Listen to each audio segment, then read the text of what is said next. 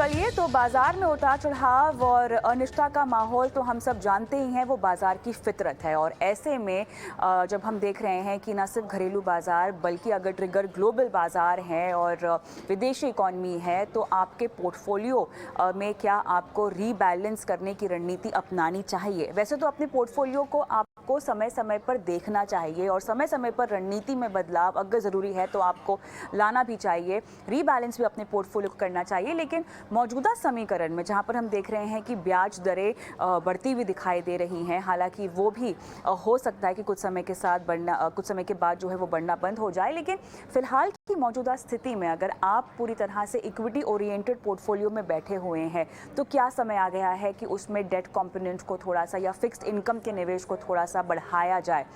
अगर ऑलरेडी आपके पोर्टफोलियो में इक्विटी भी है, डेट भी है, अगर आपने सही तरीके से अपने पोर्टफोलियो को डाइवर्सिफाई किया हुआ है तमाम तरह की एसेट क्लासेस में, तो किस तरह से इस डाइवर्सिफिकेशन में, इसकी मात्रा में, एक्सपोजर में आपको बदलाव लाना चाहिए? ये सारे मुद्दे आपके पोर्टफोलियो को लेकर, आपके पोर्टफोलियो में रीबैलेंसिंग को लेकर आज हम समझेंगे। हर्ष टुमटा, फाउंडर फी ओनली इन्वेस्टमेंट एडवाइजर एलएलपी, हमारे साथ जुड़ गए हैं। हर्ष, गुड इवनिंग, स्वागत है आपका बनो अपना फाइनेंस मिनिस्टर में। और बेहद अहम मुद्दा जिस पर आज हम बात कर रहे हैं, सुनने में जितना आसान है करने में उतना ही मुश्किल है, क्योंकि इसके लिए बहुत ज़रूरी बातें हैं जो आपको पता होनी चाहिए। ये शायद एक आम निवेशक के लिए जो बाजार को जस्ट ऊपरी तरीके से जानता हो, उनके लिए शायद मुमकिन नहीं हो। इसीलिए हम कहते हैं कि आप एक फाइनेंशियल प्लानर के पास जाइए। बहरहाल इस शो का मकसद यही है कि तमाम बारीकियां जो है फाइनेंशियल प्लानिंग को लेकर आपको सिखाई जाएं।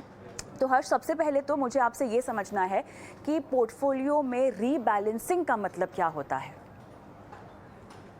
पोर्टफोलियो जब भी आप अपना बनाते हैं तो कोई उद्देश्य से बनाते हैं कि ये कब काम आएगा।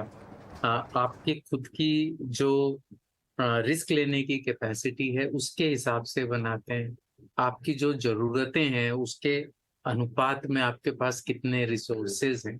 ये दो तीन चीजें हैं जिनका मिश्रण करके आपको ये एक फाइनेंशियल प्लान, जैसे कि कहा आपने, फाइनेंशियल प्लान बनाना है जिसमें आप अलोकेट करेंगे कि कितना प्रतिशत इक्विटी होना चाहिए, कितना प्रतिशत फिक्स्ड इनकम या जिसको आप कहते हैं कि लोन्स टू कंपनीज होना चाहिए, या कितना परसेंट गोल्ड होना चाहिए, कितना परसेंट इंटरनेशनल इक्विटी होना चाहिए।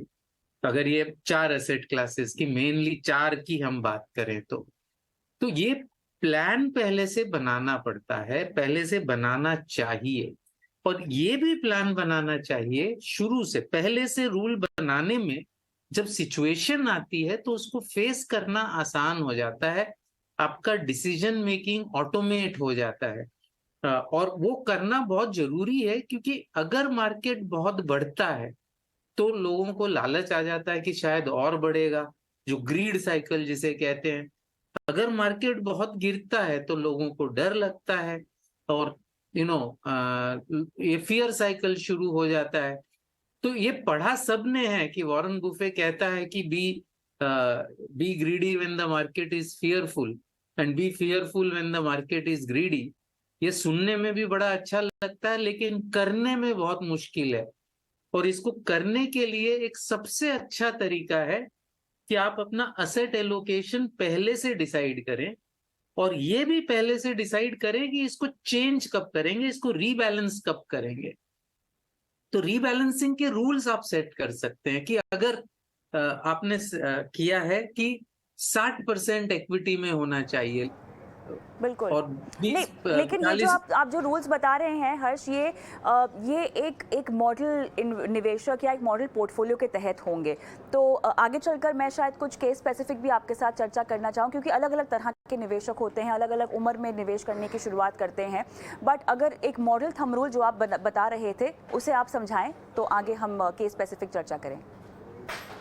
नहीं, मॉडल से मुझे मतलब ये हर निवेशक के लिए उसकी जरूरत के हिसाब से अनुपात होगा, कोई स्पेसिफिक अनुपात नहीं हो सकता, कोई रूल, एक ऐसा रूल नहीं हो सकता कि 60% इक्विटी होना चाहिए, 40% डेट होना चाहिए। वो पॉसिबल नहीं है, बिकॉज जैसे मैंने कहा तीन तीन पैरामीटर्स इसमें वर्क करते हैं, तो इट हैज टू बी, इसको कस्टमाइज करना ही पड़ेगा। और लेकिन पहले से डिसाइड करना चाहिए। आई थिंक वो बहुत जरूरी है। और उसको कब रीबैलेंस करना चाहिए ये भी पहले से, उसका भी रूल पहले से डिसाइड करना चाहिए। तब आप कर पाएंगे, तब आप ये क्योंकि आप समझिए कि अगर आपने डिसाइड किया है कि 60% इक्विटी होना चाहिए, और अगर इक्विटी मार्केट गिर गया तो आपका अनुपात भी गिर जाएगा उसके मुताबिक। और उस समय आपने अगर रूल बना रखा है कि मुझे अगर 5% से ज्यादा अनुपात गिरता है तो मैं इसको रीबैलेंस करूंगा, तो उस रूल को उसको फॉलो करना इजी रहता है। और आप उसको ऑटोमेटिकली अगर रूल को फॉलो करें तो वो डिसिप्लिन लाता है आपको। ये जो भय और लालच है, इसका जो साइकिल है, इसमें से उसको आपको मुक्त करने में आसानी होती है। तो रूल बनाना बहुत इंपॉर्टेंट है। जैसे आपने कहा कि फिनेंशियल प्लान बनाइए, और फिनेंशियल प्लान के तहत अपना एसेट एलोकेशन कितना अनुपात किस पर्टिकुलर टाइप ऑफ इन्वेस्टमेंट में होगा ये नक्की करिए। तो ये जो रीबैलेंसिंग के रूल्स का आपने ज़िक्र किया, और जब आप इस तरह के रूल्स बनाते हैं तो बाज़ार की अनिश्चितता को हमें किस तरह से उसको शामिल करना चाहिए? क्योंकि आपने उदाहरण दिया, अगर इक्विटी आपके पोर्टफोलियो में है, मान लीजिए 60%, अगर बाज़ार गिर गया तो उसकी भी वैल्यू यहाँ पर घट जाएगी। तो जब आप ये नियम निर्धारित करते हैं अपने पोर्टफोलियो में, तो बाज़ार की इस वॉलेटिलिटी या अनिश्चितता को हम कैसे इसका हिस्सा बनाएं और कैसे इसको शामिल करें इन रूल्स को बांधने में, नियमों को बांधने में? तो ये इनबिल्ट है। सपोज एक ही गोल आपका 10 साल बाद में है, और आपके रिसोर्सेज, आपकी रिस्क टेकिंग कैपेसिटी के मुताबिक आपने ये नक्की किया कि 50% मेरा डोमेस्टिक इक्विटी में होगा, 20% इंटरनेशनल इक्विटी में होगा, 10% गोल्ड में होगा, 20% डेट में होगा। सपोज ऐसा आपने नक्की किया है, तो एक ये नक्की कर लिया कि इस अनुपात में मैं इन्वेस्ट करूंगा। एक आपने ये नक्की कर लिया कि कभी भी अगर 5% से ज्यादा ये चेंज होता है तो मैं रीबैलेंस करूंगा, उसी समय करूंगा, उसके पहले नहीं करूंगा। ये रूल आपने बना लिया। या आप ये रूल बना सकते हैं कि हर क्वार्टर के एंड में मैं रीबैलेंस करूंगा। रूल बना लीजिए, पहले से रूल बना लीजिए, तो आपको इमोशनली डिसीजन नहीं लेना पड़ता है। तो जब मार्केट गिरता है, जैसे आपने कहा अब मार्केट गिरा, 10% गिरा है मार्केट, आपका रूल किक इन हो जाता है। उसमें प्लानर बहुत मदद करता है। प्लानर आपको अलर्ट देता है कि देखिए सर, ये आपने जो अपन ने रूल बनाए थे इसके हिसाब से अब ये गिर गया है, अब इसको रीबैलेंस करना है, डेट बेचिए, इक्विटी खरीदिए।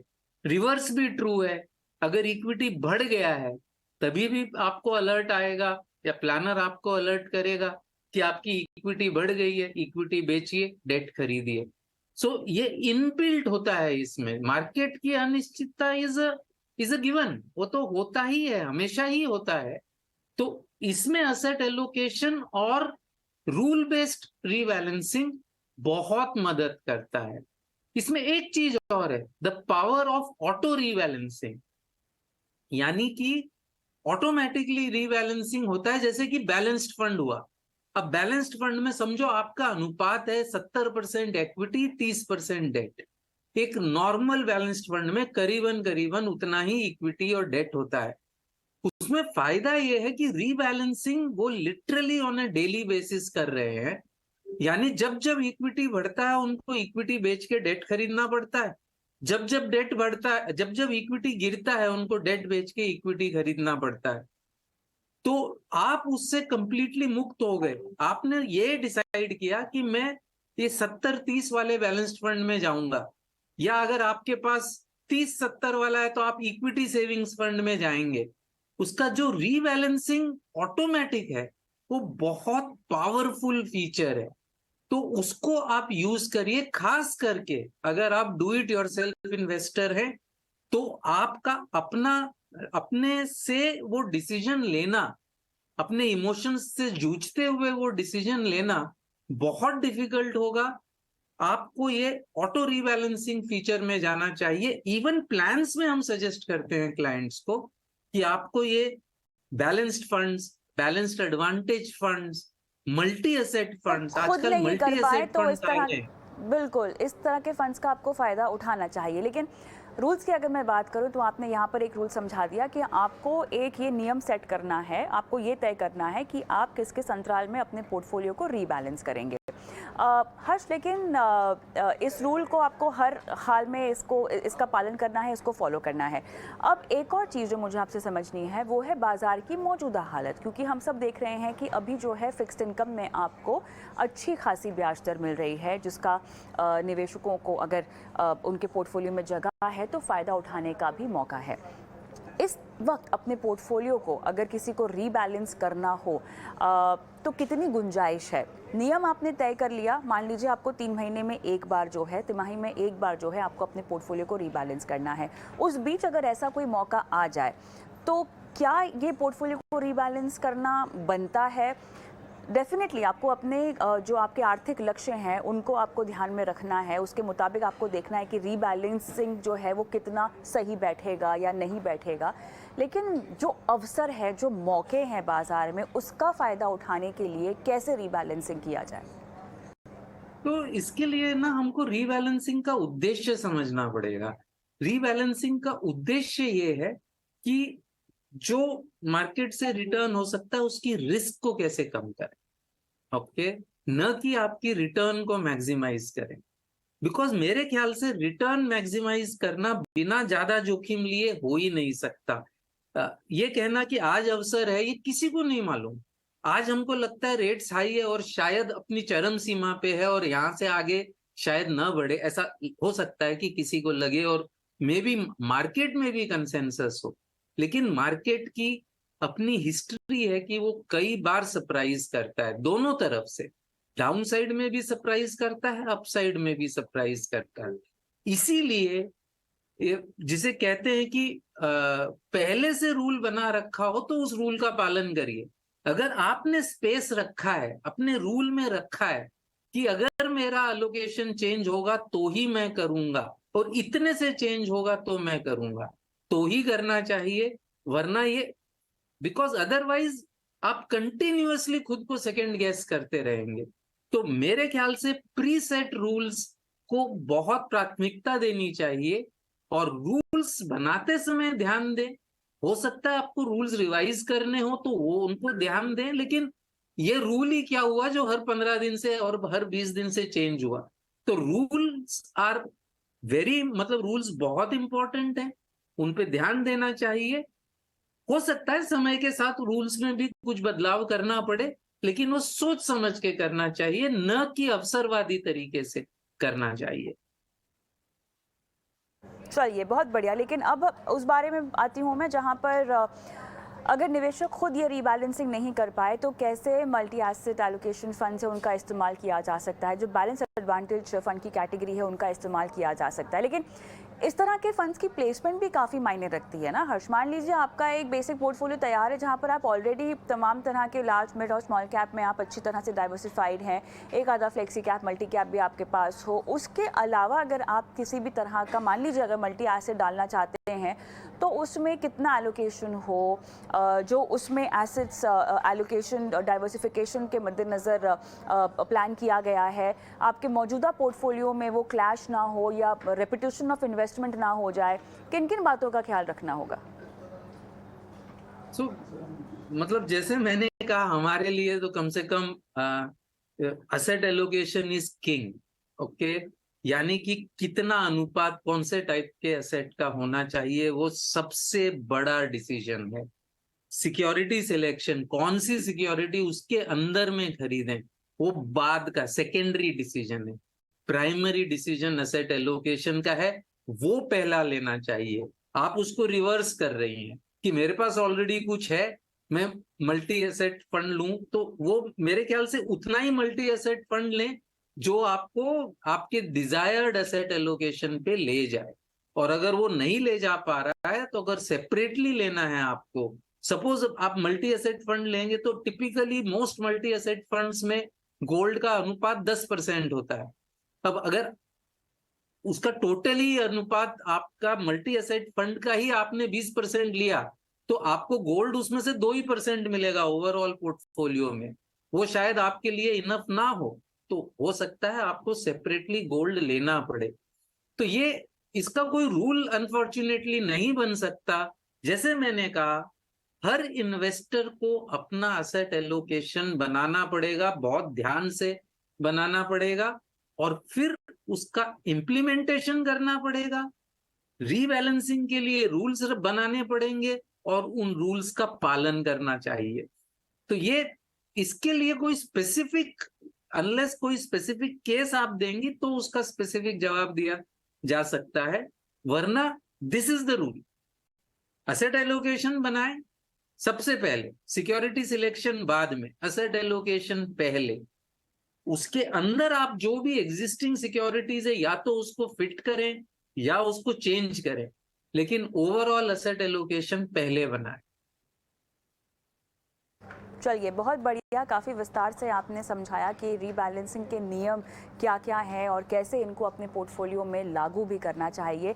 जाहिर तौर पे जो बातें हमने की हैं वो एक रूल बेस्ड नियम है जो आपको फॉलो करना चाहिए, लेकिन ये नियम हर उस शख्स के लिए बदल सकते हैं जिनके अलग अलग गोल्स हैं, अलग अलग निवेश करने की अवधि है, जोखिम उठाने की क्षमता अलग अलग है।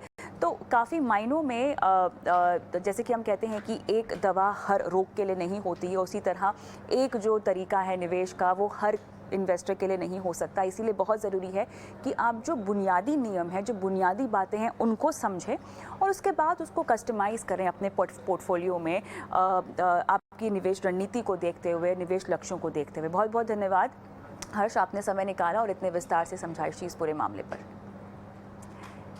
चलिए, चर्चा को